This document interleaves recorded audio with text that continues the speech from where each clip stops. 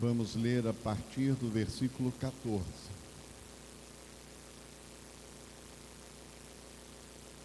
Na Epístola aos Hebreus, também chamado de quarto evangelho, e é chamado de quarto evangelho porque, ou de quinto evangelho, porque os quatro evangelhos tratam da vida terrena de Jesus, o Jesus de Nazaré, o Cristo encarnado que viveu entre nós. A carta aos Hebreus, ela vem complementar isso, porque ela vai tratar do Cristo Jesus que ressuscitou e adentrou os céus como representante da humanidade. Então, essa extensão da vida daquele que os evangelhos narram, que viveu entre nós.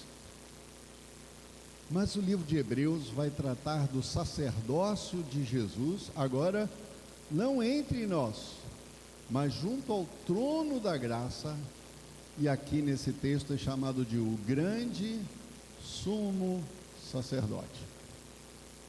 Essa extensão da graça de Jesus, não mais entre nós aqui, mas junto ao Pai Celeste. Vamos juntos? Pai, abre os nossos ouvidos para entendermos a Tua voz. Ensina-nos, ó Deus, de acordo com a Tua palavra, o Teu querer. Ministre em nós o Teu poder, Senhor, e que as palavras deste livro, o livro santo, possam entrar em nossos ouvidos, encontrar morada em nossos corações e produzir atos novos dignos da glória do nome do Senhor. Em nome de Jesus te pedimos. Amém. Vamos juntos? Portanto, visto que temos um grande sumo sacerdote que adentrou os céus, Jesus, o Filho de Deus, apeguemo-nos com toda firmeza ao que confessamos, pois não temos um sumo sacerdote que não possa compadecer-se, mas sim alguém que, como nós, passou por todo tipo de tentação, ainda que sem pecado. Assim, aproximemo-nos do trono da graça com toda confiança, a fim de recebermos misericórdia e encontrarmos graça que nos ajude no momento de necessidade. Neste texto, nós vamos aprender a questão a respeito da supremacia de Cristo e o seu papel como sumo sacerdote eterno.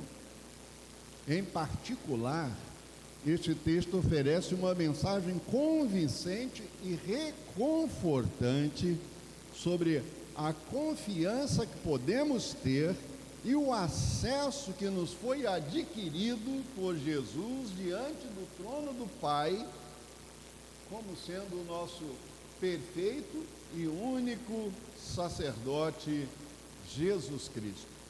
Para entendermos plenamente a profundidade desses versículos, é essencial desvendar neste contexto alguns aspectos da soberana ação de Jesus Cristo, o conceito de Jesus como nosso grande sumo sacerdote.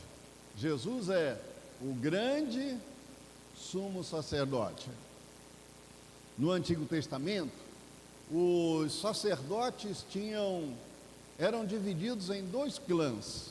O sacerdócio levita, que cuidava primeiramente lá do tabernáculo, cuidava dos órfãos, das viúvas. O sacerdócio levítico cuidava da limpeza do tabernáculo, da limpeza do altar, do corte das ovelhas, dos cortes dos sacrifícios, mas A família de Arão, entre os levitas, era a família que cuidava especificamente do ensino e da adoração a Deus. Este ensino e adoração a Deus envolvia os cuidados de um outro cidadão especial, que era chamado o sumo sacerdote. O sumo sacerdote tinha algumas funções estratégicas. Era ele especialmente quem comparecia no lugar chamado Santo dos Santos. Só ele. Só o sumo sacerdote podia adentrar o lugar chamado Santo dos Santos, onde ficava a Arca da Aliança, o propiciatório, e onde ele fazia o sacrifício uma vez por ano do sangue do Cordeiro que tira o pecado do mundo. Era essa a crença no Antigo Testamento pelo ministério sacerdócio. Assim, meus queridos irmãos, Jesus nos é apresentado como grande sumo sacerdote, embora não fosse da família de Levi. Ele é da família de Judá, mas é o grande sumo sacerdote de uma linhagem estratégica diferente de todos, como Melquisedeque. É o que o livro de Hebreus vai mostrar. Quando abrimos a nossa Bíblia e descortinamos com este ensino de Jesus, o grande sumo sacerdote, a primeira lição que vamos tirar é da superioridade e a permanência de Jesus. Jesus é superior a Levi. Jesus é superior a Arão. Jesus é superior porque o ministério de Jesus permanece eternamente. Enquanto o ministério de Arão durou enquanto ele viveu e depois ele morreu, o de Jesus permanece para sempre. Enquanto o ministério de Arão e dos sumos sacerdotes tinha que ser repetido anualmente, o sacrifício de Jesus não se repete. Apenas celebramos na Santa Ceia o ato memorial, recordativo, e celebramos na Santa Ceia aquele momento glorioso em que Jesus se entrega pela sua igreja. Então, o ministério de Jesus é superior ao de Arão, e o ministério de Jesus tem permanência. Jesus é superior nesse seu sacerdote porque ele morreu quantas vezes? O cordeirinho lá na prática dos judeus, anualmente, tinha de escolher um cordeirinho de 1 ano de idade, macho, e a idade adulta de um cordeiro, sem mancha, sem defeito. Assim é que Jesus é apresentado em todos os evangelhos. Jesus é homem, totalmente homem, sem pecado, sem defeito, e ele se entrega voluntariamente, de acordo com Mateus, no capítulo 6, ele diz que ele se entrega, no capítulo 10, ele se entrega voluntariamente. Assim é que o ministério de Jesus se torna permanente. Uma outra lição de que esse texto fala de que o ministério de Jesus é permanente, é porque Jesus tem filiação diferente da minha, da sua, da de Arão. Jesus é filho de Deus. Como filho de Deus, Jesus não é apenas um sacerdote, ele é chamado o sumo sacerdote. Ele é o filho de Deus. Isso se destaca na natureza única, somente a Jesus e somente para Jesus é destacado a fala depois do seu batismo: este é o meu filho amado, Deus se revela de uma maneira, o Pai se revela de uma maneira especial para mostrar a Jesus como o seu Filho amado. No outro texto do Evangelho diz que ele é a propiciação pelos nossos pecados. Jesus. Um outro destaque muito importante deste versículo 14 é que ele é chamado o Grande. Se você vasculhar a sua Bíblia do princípio ao fim, nenhum sumo sacerdote é chamado de grande. Só Jesus é chamado de o grande sumo sacerdote, como se quisesse o escritor exaltar a Jesus sobre todos. E isso é muito importante, dado o momento histórico que a igreja vivia. Os judeus que se tornavam cristãos, as suas propriedades eram retiradas. Os judeus que se convertiam a Jesus Cristo, as suas famílias os expulsavam, e muitas vezes eles saíam de casa, da sua própria herdade, da sua própria herança, eles eram mandados para longe da sua casa, iam viver como peregrinos em muitas situações difíceis, e as situações se tornavam tão complicadas que os hebreus que se tornavam cristãos, muitos estavam retornando ao judaísmo. Por isso o escritor da carta ressalta a questão do ministério superior e do ministério permanente de Jesus Cristo. Ele é maior do que o ministério de Moisés, ele é maior do que o ministério de Arão, porque o seu ministério permanece pelos séculos dos séculos, ainda que passando por privações e provações. Os judeus daquela época que se tornaram cristãos precisavam olhar para frente e não olhar para trás. Ainda que peregrinos nessa terra podiam olhar para frente e confiar em Jesus plenamente, os outros sacerdotes morriam e ficavam na sepultura. O versículo 14 diz que o nosso grande sumo sacerdote entrou no céu. O grande destaque, terceiro grande destaque desse versículo a respeito do nosso grande sumo sacerdote é que eles conheciam a história de que todos os outros sacerdotes tinham morrido e eles sabiam onde estavam sepultados, mas Jesus subiu ao céu.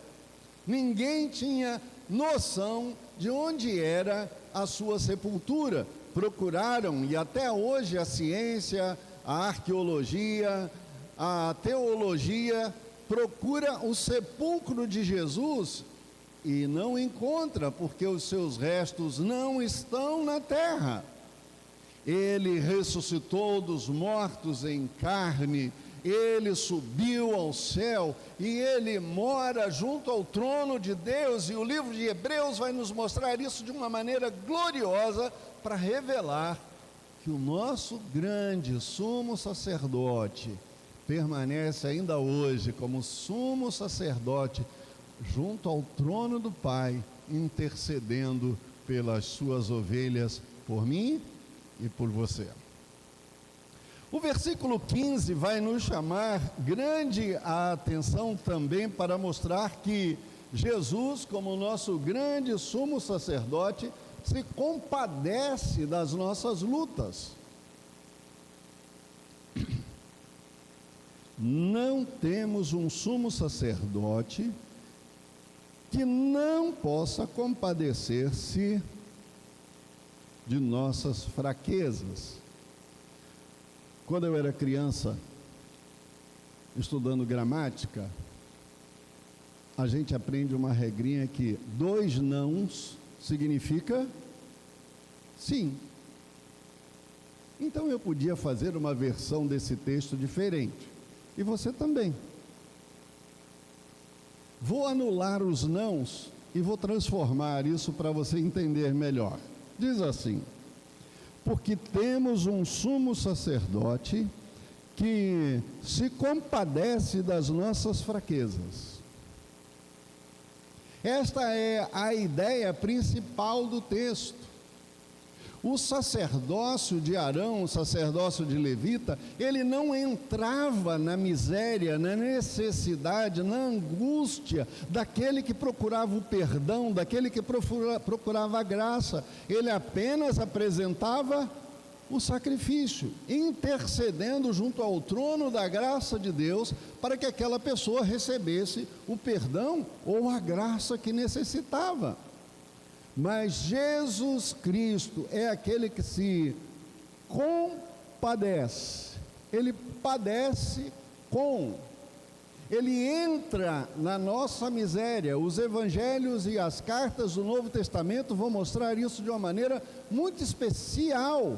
Ele vem, entra na nossa miséria, sofre as nossas dores, ele chora, ele fica angustiado, ele tem aflição pela vida das suas ovelhas, e ele clama ao Pai pelas ovelhas que o Pai lhe deu, dizendo das suas angústias de alma, porque as ovelhas de Israel não entendiam. Então Jesus entrou na nossa miséria, ele padeceu conosco, pior, ele pegou o nosso padecimento, as nossas enfermidades, as nossas dores, o peso do nosso pecado, e ele levou sobre si, porque ele se compadece das nossas misérias. Ele tem compaixão. Em Mateus 11, 29, Jesus disse: tomai sobre vós o meu jugo. Ele entra debaixo do nosso jugo, para nos dar o jugo dele. Ele, sofrendo as nossas dores, assume o nosso lugar, e tudo isso ele faz porque estava escrito no Antigo Testamento que ele iria fazer, que ele iria levar as nossas dores. Aquele que não pecou conhece todas as tentações que você passa, que eu passo, as provações que nós passamos nos dias de hoje. Jesus conhece. Ele teve fome, ele teve sede, e quando tentado, Jesus respondeu com segurança: está escrito. O que precisamos então aprender para nos livrarmos das tentações, das provações, das angústias, das dores, é lembrar sempre e trazer à memória o que está escrito. O que está escrito? Quando tentado com relação ao poder, Jesus disse: está escrito. Quando tentado com relação às questões da fome, ele disse: está escrito. E quando tentado a respeito das suas emoções e dos seus desejos, ele respondeu: está escrito. Ele se compadece de nós, e ele nos ensina a viver esta vida com plenitude, porque temos um sacerdote que, como nós, passou por todo tipo de tentação e de provação. Nosso grande sumo sacerdote passou por tudo que você passa e ainda diz: estou contigo. Ainda diz: não te deixarei. Quando enfrentamos as adversidades deste mundo e o pecado nos assedia de tal maneira que parece não haver mais solução, podemos levantar os olhos e dizer: nós temos um grande sumo sacerdote que se compadece das nossas dores. Então clame agora e diga: Senhor Jesus, que se compadece de mim, toma-me e leva-me além deste sofrimento, livra-me deste sofrimento, livra-me desta angústia, porque tu és o grande sacerdote que se compadece, diz a tua palavra. Por isso é que somos instruídos, tanto na primeira carta de João, quanto no livro de Tiago, que podemos clamar ao Senhor, e nem mesmo o diabo pode tocar nas ovelhas de Deus, nas ovelhas que foram compradas pelo sangue de Cristo. O pior de todos os inimigos a enfrentar objetivamente pode ser vencido por mim e por você, porque está escrito: em o nome poderoso de Jesus, que se compadece das nossas fraquezas, de nossas tentações, Jesus pode compadecer-se com você. O fato de Jesus ser o nosso grande sumo sacerdote nos encoraja a aproximarmos-nos do trono da graça com toda a confiança. Diz o versículo 15 que podemos chegar a Ele, porque Ele foi tentado em todas as coisas à nossa semelhança, mas não pecou.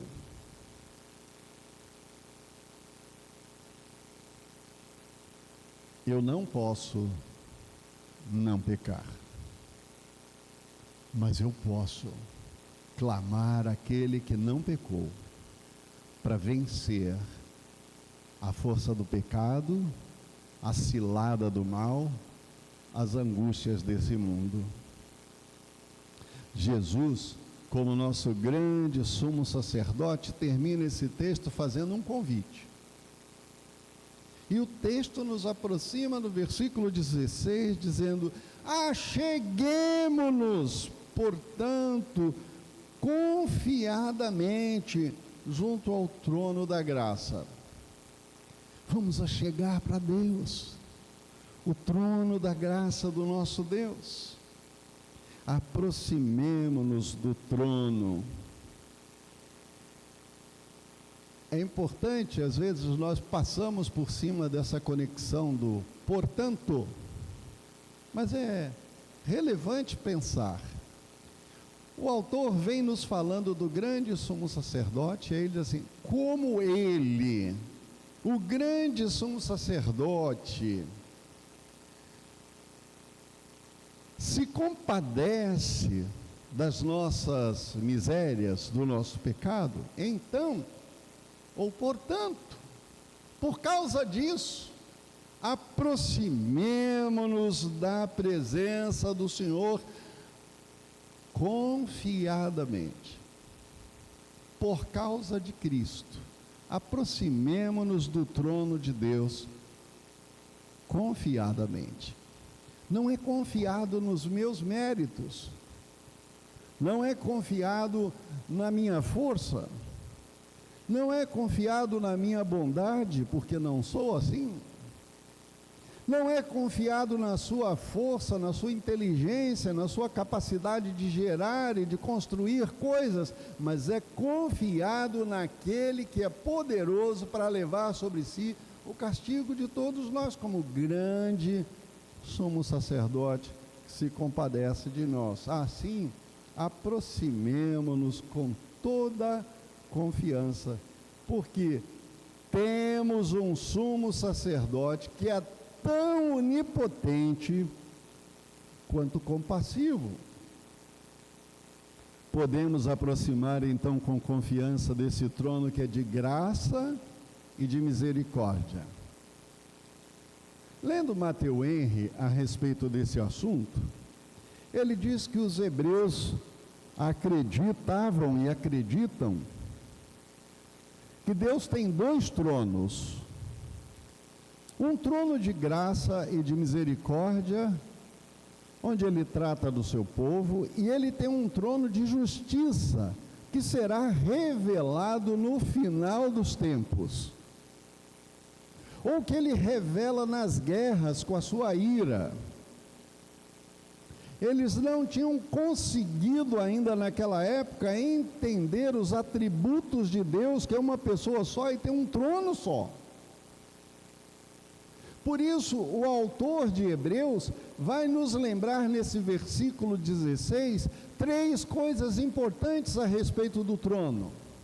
Enquanto o trono é um lugar onde os reis sentam para exercer a sua majestade e para exercer justiça, o trono do nosso Senhor é o trono de graça, misericórdia e de justiça. É um só trono. Por isso, o autor nos convida a pensar assim, neste convite notável e revolucionário. O trono de Deus é o trono da graça. Entramos na presença deste trono com toda a confiança, porque Jesus levou sobre si o castigo de todos nós. E neste trono, ele revelou, a partir deste trono, ele revelou a graça que cura, a graça que salva, mas também a graça que se compadece de nós. Aqui, a luz da obra de Jesus consumada vem sendo derramada sobre nós como misericórdia. Confiança, por causa do sacerdócio de Jesus, podemos achegar com confiança, procurar a presença de Deus com confiança. Isso o apóstolo Paulo trata em Romanos, no capítulo 5, versículo 1. Se você já leu ou já sabe de cor, você vai lembrar. Se não, é só anotar aí e pesquisar. Lá está bonito dizendo que ele nos justifica do nosso pecado e promove paz para o nosso coração, paz com Deus. E quando temos paz com Deus, adentramos a este trono confiadamente, porque já agora quem comparece não sou eu, com os meus méritos, mas sou eu, debaixo do sangue do Cordeiro de Deus, que tira o pecado do mundo. Receber misericórdia de Deus. Aproximamos-nos do trono de Deus e fazemos isso para encontrar misericórdia e graça que nos ajude no tempo da necessidade. Na hora que você está aflito, para quem que você corre? Quando você está angustiado, o que é que você faz? Eu vou usar o critério dos crentes dos nossos dias. Quando você está muito angustiado, qual é o desejo que você tem na alma? De ir à igreja, é isso? Não, você tem vontade de dormir. Quando você está passando por depressão, e a aflição se torna tão intensa, você corre para junto do altar do Senhor, não é assim? Só que não. Você vai procurar festas, remédios, você vai procurar toda outra sorte de coisas. Mas o escritor de Hebreus nos convida, nos convoca a que, confiados nos méritos de Jesus, aproximemo-nos do Senhor na hora da angústia, na hora da aflição, na hora da dor. Precisamos de Jesus. Quem nos cura é Jesus. O sumo sacerdote grande, real, verdadeiro, ele nos ama tanto que morreu por nós e ele quer relacionar-se comigo e com você. Ele deseja estar junto de nós, tanto que ele abriu o caminho, e ao abrir o caminho ele nos convida a adentrarmos confiadamente junto ao trono da graça, porque lá tem tudo que nós precisamos. Quando tratamos de graça, quando a Bíblia trata de graça, ele diz que Deus aplica em nós aquilo que nós não merecemos. Eu não mereço o favor de Deus, eu não mereço a cura de Deus, eu não mereço as graças extraordinárias, mas a Bíblia diz, e nesse texto especificamente diz que aonde estão todos os recursos para a minha vida e para a sua? no trono da graça. Misericórdia é quando Deus não dá aquilo que eu mereço. Deus não dá aquilo que os meus atos merecem. Então Jesus vem nos dizer pela sua palavra de maneira gloriosa: os seus pecados foram lavados no madeiro. Eu levei sobre mim todo o peso. Por isso é que a igreja canta que não precisamos fazer nada, porque Ele já fez tudo. Ele tomou o nosso fardo, Ele tomou o nosso pecado, Ele levou sobre si o peso do nosso pecado, para que nós pudéssemos achegar ao trono da graça do Senhor, o trono da misericórdia do nosso Pai. Porque agora, quando o Pai, que é justo, santo, reto e bom, olha para o Paulo de Tarso, ele não vê Paulo de Tarso com as suas marcas, com seus pecados, mas ele vê o sangue do seu Filho derramado sobre nós. E aqui é importante lembrar: a primeira Páscoa foi celebrada lá nas terras do Egito, quando no dia em que o anjo da morte passou por sobre todas as casas, matando todos os primogênitos. Mas na casa que tinha o sangue do Cordeiro na porta, o anjo passou por cima. Assim é que no trono da misericórdia, quando nos aproximamos do Senhor, Deus não vê o Paulo, Ele vê o sangue do Cordeiro, e por causa do sangue do Cordeiro, eu recebo misericórdia e não o castigo que eu mereço. Em nossas necessidades, sejam elas espirituais, emocionais, físicas, econômicas, podemos ter a certeza de que Deus está pronto a nos fornecer a ajuda que necessitamos. Com toda a confiança, acheguemo-nos à presença do Senhor, sem reservas, livremente, confiadamente, com persistência, lembrando-nos que a graça não ignora a justiça de Deus, antes ela opera cumprindo a justiça. A graça não é derramada sobre nós com os nossos pecados. A graça é derramada sobre aqueles que foram lavados no sangue do Cordeiro. A misericórdia é oferecida àqueles que foram lavados no sangue do Cordeiro. Porque a justiça de Deus continua produtiva, efetiva, atual. E num dia será derramada sobre todos os ímpios a justiça sobre a sua vida, meu irmão, minha irmã, que crê em Cristo, que recebeu a Jesus como seu Salvador, já foi derramada na cruz do Calvário. Para que você recebesse graça e misericórdia, a justiça de Deus, a ira da justiça de Deus, foi derramada sobre a cruz, sobre a pessoa lá na cruz, chamada Jesus Cristo. E os evangelhos narram isso de maneira tão produtiva, a nos lembrar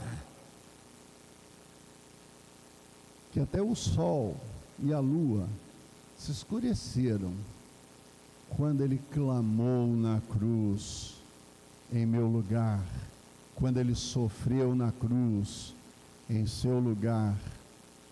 Se fez noite, embora fosse 3 horas da tarde, aproximadamente. A graça e a misericórdia são estendidas sobre nós por causa da justiça de Deus operada sobre o seu Filho, em meu favor, em seu favor. Então, entremos a esta graça porque ela vai nos ajudar nos momentos de angústia, nos momentos de necessidades. Ainda bem que Deus provê a ajuda para os nossos momentos de necessidade. Você pode confiar, você pode procurar e você vai encontrar, porque o Senhor diz: se você procurar, você encontra, porque Ele vai se deixar achar por você e vai mudar o seu estado. Ele quer que não andemos inquietos sobre coisa alguma, mas as nossas orações sejam conhecidas diante do trono da graça, pela oração e pela súplica. Você pode adentrar ao trono da graça agora mesmo, não importa o que esteja padecendo. Vamos aplicar a nossa vida? Os ensinos de Hebreus 4, 14 a 16 têm essas implicações práticas para a nossa vida cristã. Primeiro, apeguemo-nos a Cristo pela fé, sabendo que Jesus é o nosso sumo sacerdote, que entende as nossas fraquezas, que conhece as nossas limitações, que sabe das nossas dores, providenciou um sacrifício perfeito pelos nossos pecados e nos encoraja a chegarmos ao trono de Deus confiadamente. Essa firmeza não está baseada na nossa inteligência, na nossa capacidade ou na nossa bondade, mas na suficiência de Cristo. Segundo, podemos superar as tentações e as provações. Você pode superar as suas tentações e as provações que vêm sobre você. A confiança que temos para nos aproximar do trono de Deus transforma a nossa vida e nos aproxima dos momentos de oração. Então, quando tentado, então, quando sofrendo provação, procure o trono da graça do Senhor. Podemos vir a Deus com os nossos pedidos, com os nossos clamores, com as nossas angústias, porque Ele escuta a nossa voz. Ele é compassivo, está pronto a estender a sua mão, tanto de graça quanto de misericórdia sobre as nossas vidas. E vai nos dar força na hora das necessidades. Em terceiro lugar, podemos ter acesso à presença de Deus confiadamente. Pois Jesus Cristo veio transformar a nossa angústia em um novo tempo de paz com Deus. Ele é compassivo, está pronto para estender a sua mão de misericórdia, e este acesso e esse privilégio é de sermos abraçados por Deus. É também a oportunidade de sermos gratos pelo que Jesus fez. Você pode receber ajuda em tempo de necessidade. É fato que todos nós temos vidas cheias de desafios.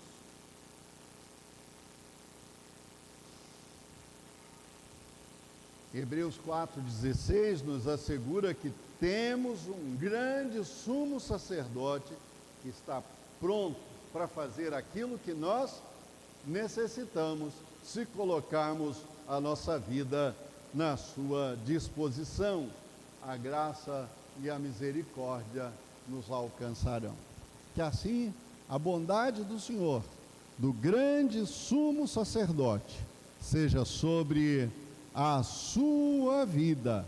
Jesus, o nosso grande sumo sacerdote, é superior a Arão, a mim e a você, e permanece pelos séculos dos séculos. A Ele seja a honra, a Ele seja a glória, e a você a vitória, em o nome de Jesus.